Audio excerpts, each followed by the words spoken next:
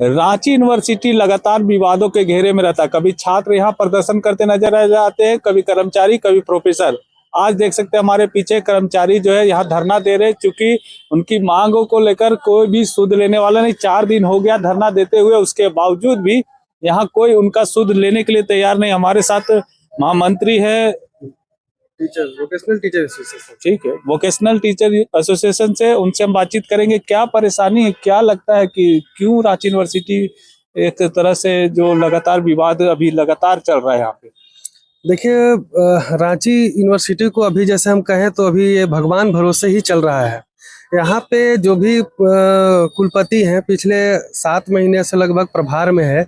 जून में पूर्व कुलपति के कार्यकाल पूरा होने के बाद प्रभार में लगातार चल रहा है। राजभवन पता नहीं कौन सी निद्रा सोए हुए अभी तक हम कुलपति नहीं दे पाया है अभी तक। तो और जो वर्तमान कुलपति हैं जिनके प्रभार में विश्वविद्यालय चल रहा है, वो विश्वविद्यालय में आना जाना बहुत कम करते हैं। वो जेयूटी का स्थायी कुलपति हैं, तो वो वहीं पे बैठ करके यहाँ की फाइलों को निपटाने का कार्य कर रहे हैं। लेकिन एक संवादहीनता जो है वो इस कैंपस में अक्सर देखी जा रही है। केवल फाइलें निपटाने से लोगों की समस्या का समाधान नहीं होता है। यहाँ पे कई ऐसी समस्याएं होती हैं जिसपे कर्मचारियों को, छात्रों को और प्राध्यापकों को अपने कुलपति से बात करनी होती है। लेकिन यहाँ पे बात करने के लिए कुलपति मौजूद नहीं है। आप उनकी असंवेदनशीलता इसी से समझ सकते हैं कि आज 4 दिन होने को है इनके आंदोलन को, लेकिन अभी तक उनका दर्शन इन लोगों को नहीं हुआ है। वो अभी तक ये नहीं, उनको ये भी मतलब नहीं है कि हमारा विश्वविद्यालय जो है 4 दिन से ठप पड़ा हुआ है। कामकाज यहाँ पे सारा, किसी को डिग्री निकालना है, छात्रों को कई तरह के कार्य होते हैं, तो सारे काम ठप है। लेकिन प्रभारी कुलपति महोदय को कोई मतलब नहीं है। वो पता नहीं कैसे चला रहे विश्वविद्यालय, इसी से हम लोग समझ सकते हैं।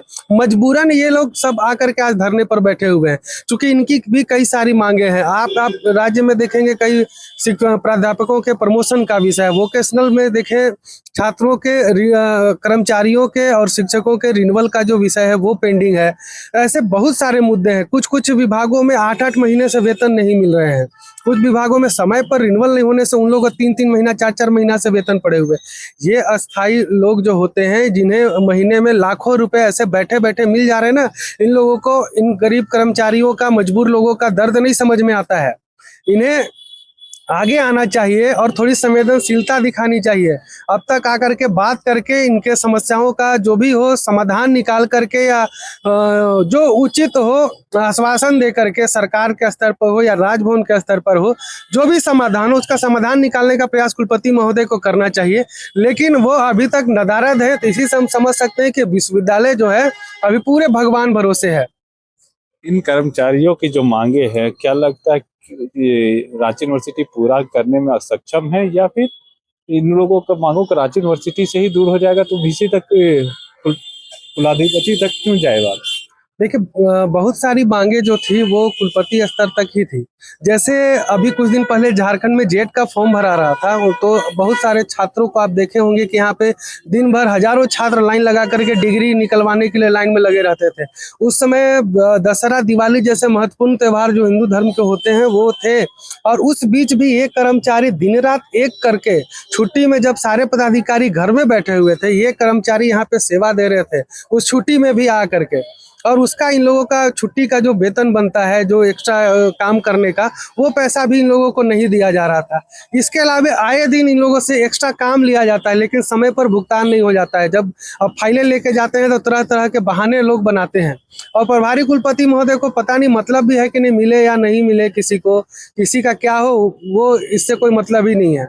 हम लोग भी पीड़ित हैं। 8-8 महीने से हम लोग को वेतन नहीं मिला है, जबकि पैसे हैं, संस्थान में हैं, इन लोग के पास पावर भी है देने का, लेकिन फिर भी ये नहीं दे रहे हैं। तो कुछ मामले ऐसे हैं, नीतिगत मामले हैं, जिसमें सरकार के लेवल पे जाके समाधान निकलेगा। लेकिन प्रयास तो करना होगा विश्वविद्यालय को ही, विश्वविद्यालय के कुलपति को ही, यहाँ के रजिस्ट्रार को ही, वही जाके प्रयास करेंगे। ये कर्मचारी वहाँ दौड़ के नहीं जा सकते हैं। तो प्रयास जो इनके अधिकारी हैं उन्हीं को करना होगा। इसलिए हम चाहते हैं कि जैसे एक कोर्ट से जो इनको वेतन निर्धारण इस सब का जो मामला है, उस मामले में सरकार, जजमेंट आ चुका है माननीय उच्च न्यायालय से या सर्वोच्च न्यायालय का। उस जजमेंट के आलोक में इन लोगों की मांग है कि उसी आधार पर इन लोग का भी वेतन निर्धारण अविलंब कर दिया जाए। कई ऐसे कॉन्ट्रैक्ट में जो हैं वो उन लोग का परमानेंट की बातें चल रही हैं, वो भी प्रयासरत हैं कि वो भी जल्द से जल्द इन लोग को पूर्ण कर लिया जाए। ऐसे बहुत सी जेन्युइन मांगे हैं जो बहुत आसानी से सुलझाया जा सकता है, लेकिन इन लोगों की अनदेखी के चलते जो है ये समस्या धीरे धीरे बढ़ती जा रही है।